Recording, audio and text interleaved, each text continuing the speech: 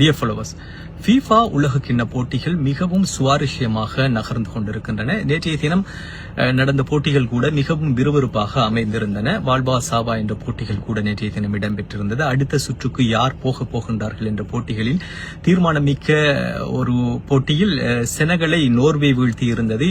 3-2 என்ற ரீதியில் வீழ்த்தியிருந்தது. அதே போன்று உலக கிண்ணத்தில் அதிக கோல்களை அடித்த வரலாற்றை சாதனையினை புரிந்திருக்கின்றார் லயனல் மெஸ்ஸி. நேற்றைய தினம் இடம்பெற்ற ஆஸ்திரியா அணிக்கு எதிரான போட்டியில் 2-0 என்ற ரீதியில் அர்ஜென்டினா வெற்றி பெற்றிருந்தது. கடந்த முதல் போட்டியில் கூட 3-0 என்ற ரீதியில் வெற்றி பெற்றிருந்தது. அந்த 3 கோல்களையுமே மெஸ்ஸியை அடித்திருந்தார். நேற்றைய தினம் கூட அந்த 2 கோல்களையும் மெஸ்ஸியை அடித்திருந்தார். அணியினை மிகவும் லாபகமாக வழிநடத்தி கொண்டு போகின்றார். கடந்த முறை உலக கிண்ணத்தை வெற்றி பெற்ற அணியும் கூட நடப்பு சாம்பியனாக இந்த முறை களம் புகுந்திருக்கின்றது. இந்த முறையும் சிறந்த முறையில் தனது அணியினை வழிநடத்தி கொண்டு செல்கின்றார் அர்ஜென்டினாவுடைய தலைவர் லயனல் மெஸ்ஸி. அதே போன்று எகிப்து மற்றும் நியூசிலாந்து அணிகளுக்கு இடையிலான போட்டியில் உலகக்கிண்ண வரலாற்றில் முதல் தடவையாக எகிப்து வெற்றி பெற்றிருக்கின்றது நியூசிலாந்து அணியை. உண்மையில் அதுவும் ஒரு மிகச்சிறந்த ஒரு போட்டியாக அமைந்திருந்தது. அணியில் மிகவும் எதிர்பார்க்கப்பட்ட முகமது சாலே ஒரு கோலையும் மற்ற 2 வீரர்கள் 2 கோல்களையும் போட்டிருந்தார்கள். 3-1 என்ற ரீதியில் நியூசிலாந்து அணியினை வெற்றி பெற்றிருந்தது எகிப்து. மற்றைய தின போட்டிகளை பார்ப்போமாக இருந்தால் ஈரான் மற்றும் பெல்ஜியம் அணிகளுக்கு இடையிலான போட்டி சமநிலையில் முடிவடைந்திருக்கின்றது. வெற்றி தோல்வி இன்றி முடிவடைந்திருக்கின்றது. ஈரான் உண்மையில் இந்த உலக கிண்ணத்தில் மற்ற அணிகளை காட்டிலும் மிகச்சிறந்த ஒரு விளையாட்டை விளையாடி கொண்டிருக்கின்றது என்றுதான் நாம் சொல்ல வேண்டும்.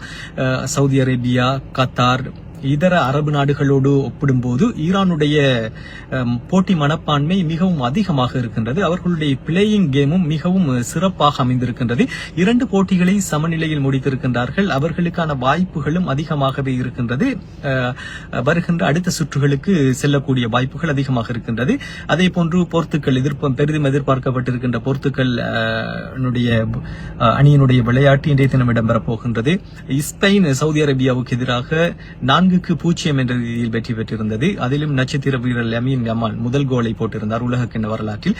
மிகவும் குறைந்த வயதில் இந்த கோலை போட்டவர் என்ற ஒரு சாதனைக்கும் அவர் சொந்தக்காரராக மாறியிருக்கின்றார். அதற்கு முன்பும் ஒருவர் இருக்கின்றார். ஆனால் கடந்த 58 ஆண்டுகளுக்கு பிற்பாடு முதல் தடவையாக குறைந்த வயதில் முதல் கோலினை போட்ட ஒரு வீரர் என்ற ஒரு சாதனைக்கு அவரும் சொந்தக்காரராக இருக்கின்றார். இப்படி பல சுவாரஸ்யமான நகர்வுகளோடு உலக கிண்ணம் நகர்ந்து சென்று கொண்டிருக்கின்றது. பொறுத்திருந்து பார்ப்போம். இந்த முறை 2026 FIFA வேர்ல்ட் கப் யாருடைய கைகளில் தவளப் போகின்றது, யார் அந்த கோப்பையினை சொந்தமாக்கிக் கொள்ளப் போகின்றார்கள் என்று பெரிதும் எதிர்பார்க்கப்படுகின்ற பிரான்ஸ் ஒரு புறம் சிறப்பாக விளையாடி கொண்டிருக்கின்றது.